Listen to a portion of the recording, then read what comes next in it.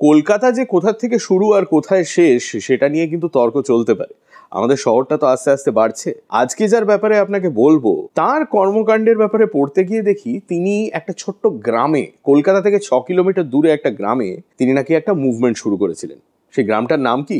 সেই গ্রামটার নাম হচ্ছে জোকা। জোকাকে এখন আর কেউ গ্রাম বলবে না। যার কথা হচ্ছে তার নাম গুরু সদয় দত্ত। আইসিএস ছিলেন, মানে ইংরেজ আমলের যেটা সিভিল সার্ভিস ছিল। 1905 সালে জয়েন করেন এবং 1920s বেঙ্গলে আসেন।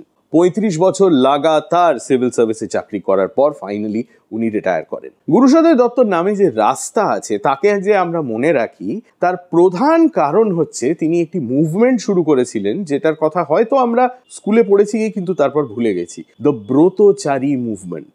এটা একটা খুব ইন্টারেস্টিং সোশ্যাল রিফর্ম ইনিশিয়েটিভ আমরা বলতে পারি। Through regular physical exercise, through culture, art, dance, নাটক, এই সমস্ত কিছুর মধ্যে দিয়ে মানুষের একটা সার্বিক উন্নতি আর মানুষের সেলফ এস্টিমকে বাড়ানোর একটা চেষ্টা, এই ছিল গুরুসদয় দত্তর ব্রতচারী মুভমেন্ট।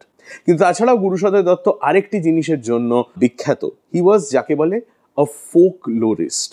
চাকরির সূত্রে এবং এমনিও রাজ্যের নানান জায়গায় উনি ঘুরেছেন এবং ইন হিজ ট্রাভেলস রাজ্যের নানান জায়গা থেকে নানান আর্ট অবজেক্টস বা ছোট ছোট হিস্টোরিক অবজেক্টস উনি কালেক্ট করেছেন। তার যে ব্যক্তিগত কালেকশনটা ছিল সেটা দিয়েই তৈরি হয়েছে গুরুসদয় মিউজিয়াম। কখনো যদি না গিয়ে থাকেন, একবার আপনার যাওয়া উচিত।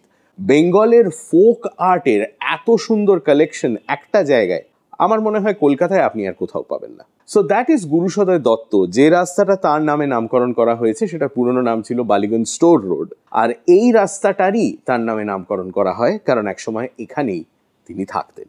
কলকাতার ইতিহাসের ব্যাপারে আপনি কি জানতে চান জানান আমায় কমেন্টসে।